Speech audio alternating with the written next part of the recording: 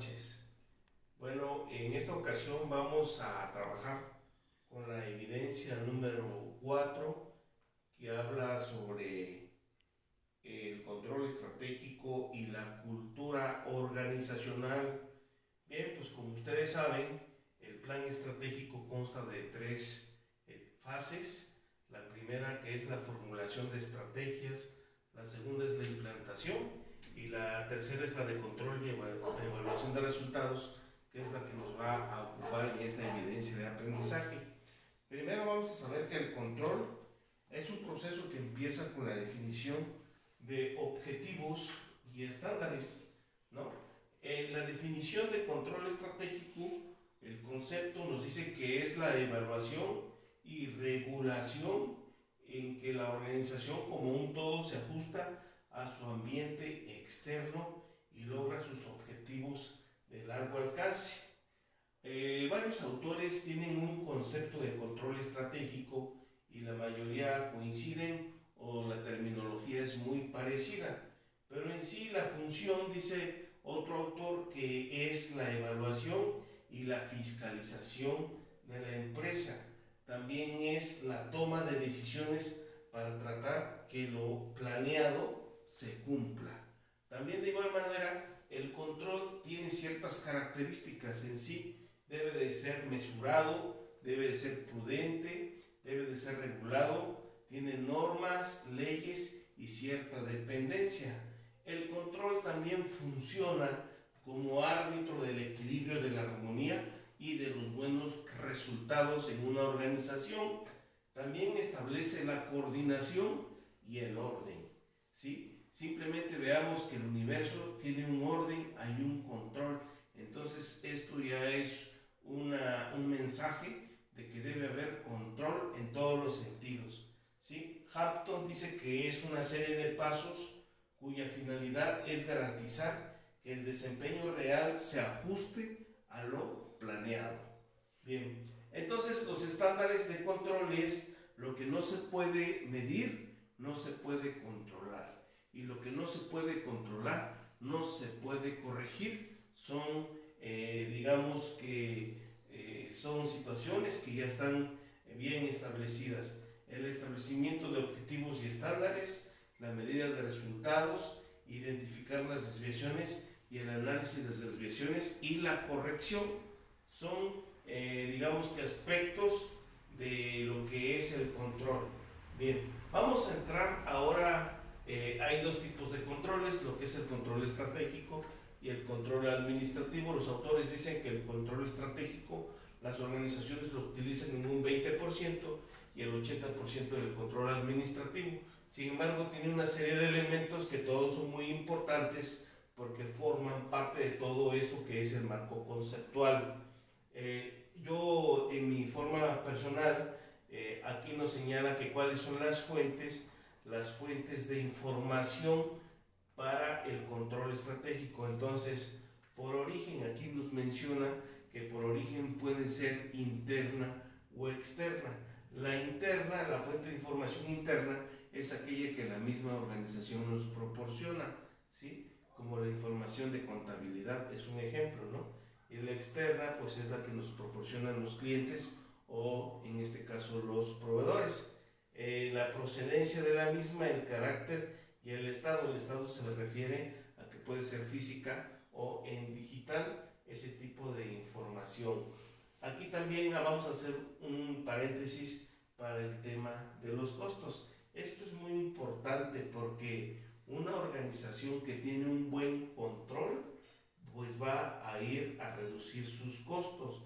Si no hay un buen control, los costos se van a ir por encima de lo establecido y eso nos va a generar problemas muy graves para la organización, porque eso va a provocar que no se cumplan los objetivos propuestos.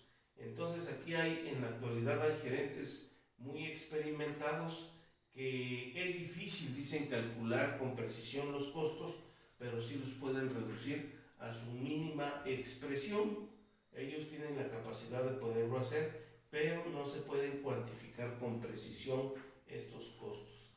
Por otro lado, los síntomas también es una de los temas muy importantes que debemos de atender, que por falta de dirección, por problemas motivacionales o limitaciones del personal, no se puedan cumplir los objetivos propuestos en cuanto al control estratégico, porque a veces el personal no está bien informado de lo que es la visión, la misión y los valores de la organización. Esto es un tema muy importante que se debe de atender a la brevedad posible, ¿no? Yo considero que todos estos elementos en conjunto pues hacen que la empresa sea exitosa. Entonces sí es necesario que cada uno de ellos se analicen de manera particular la cantidad de control contra los costos y beneficios. Pues bien, otro tema que nos ocupa y que es de suma importancia pues es la cultura organizacional, que se refiere a los valores, a las normas, a las creencias, al lenguaje, a los mitos, a los ritos y a las costumbres que debe tener la organización. Los países tienen cierta cultura que los identifica, las regiones de ciertos países de igual manera, y entonces también en las empresas debe de existir eso. Entonces el concepto de cultura es el conjunto de experiencias importantes y significativas, tanto internas como externas, que los individuos colaboran en una empresa, ¿no? Y que han tenido cierta experiencia. Robbins en el 2005 dice que la cultura es la encargada de medir el rendimiento tanto individual como colectivo de los trabajadores. En 1988 Shane dice que conceptualiza los niveles de cultura. Nivel 1 es la producción, es el entorno físico y social. El nivel 2 dice que deben de relacionarse los individuos con sus valores, y en el nivel 3 dice que debe haber presuntos subyacentes básicas, ¿no? En su ensayo, la maestra Ana María Godínez del 2017 dice que tiene que ver con los resultados de la cultura organizacional, de cómo se deben de rendir cuentas también, de cómo se deben de tomar los esfuerzos de la estrategia. Se debe de comprender con mucha precisión lo que es la visión, la misión y los valores. Asimismo, de ver si tenemos empleados, colaboradores que son generación X, los que son millennials, los linkers, la diversidad sexual, las diferentes corrientes ideológicas, las clases sociales, los mecanismos de control, cómo se trata la gente entre sí con respeto, los líderes, los que están abajo de los líderes, si hay ese seguimiento, la rendición de cuentas y los mecanismos para establecer comunicación, ¿no? En eso consiste. También Miguel Ángel Zamudio, en su ensayo del 2020, nos informa que también la cultura organizacional es el conjunto de normas, costumbres y creencias para poder llevar a cabo una organización de manera correcta. Se trata de tener una identidad propia e influir en los integrantes de la organización. Eso es muy importante, ¿no? Transmitir el sentido de identidad, que el colaborador se sienta plenamente identificado con la organización, con la empresa. De eso se trata. Y también distinguirlos de otras organizaciones. También se trata de orientar las conductas y actitudes hacia los objetivos, mejorar la estabilidad, hacerlos más productivos, crear un ambiente excelente de trabajo, ¿no? ¿Cómo se transmite? Bueno, se transmite mediante las historias. La historia de la fundación de la empresa, cómo inició, cuáles han sido las fechas más importantes de esa empresa para poderles crear un estado de conciencia a los trabajadores y se sientan parte de la misma, se sientan orgullosos. También los rituales tienen que ver con esa convivencia cercana entre los colaboradores, los símbolos y los lenguajes. Los eslóganes es lo más común en las organizaciones para que se identifiquen los que colaboran con la organización a través de los eslóganes o de los símbolos que los identifiquen, ya sea con una bandera de un país. Eso es bien importante para poder llevar a cabo un éxito y cubrir los objetivos propuestos. También se nos hace ¿y cuáles son los elementos? Una pregunta: que cuáles son los elementos más importantes desde mi punto de vista, creo que es la definición y establecimiento de objetivos. También es la medición de resultados, la evaluación de resultados y la aplicación de acciones correctivas, como las fuentes, costos, tipos y síntomas, desde mi punto de vista. ¿Qué criterios debo de utilizar? Bueno, la de bajos resultados y el desconocimiento del personal de la visión, la misión y los valores, ¿no? Eso para mí es muy importante. También aquí pregunta que ¿por qué es importante que todos los miembros de la organización conozcan los propósitos estratégicos?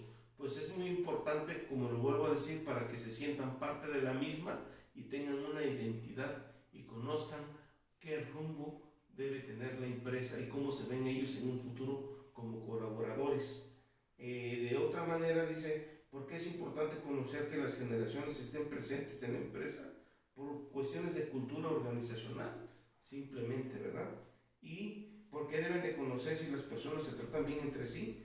Porque debe de haber respeto, debe de haber credibilidad en el liderazgo que los representa y debe de haber esa comunicación para que hagan el clic y puedan trabajar de manera conjunta y tener un excelente clima laboral.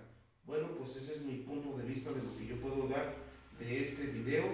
En realidad es mucha la información que se manejó en la bibliografía, pero toda es para cumplir con las expectativas de la empresa. Se habla del costo de control, de no excederse, de tampoco ser escaso, de no demasiado oneroso ni demasiado restrictivo, pero sí de cumplir los objetivos de la misma, ¿no? Estableciendo costos acordes a la organización que sean, digamos, que se puedan manejar de manera sin problemas. Bueno, pues muchas gracias y con esto concluimos la evidencia de aprendizaje. Excelente noche.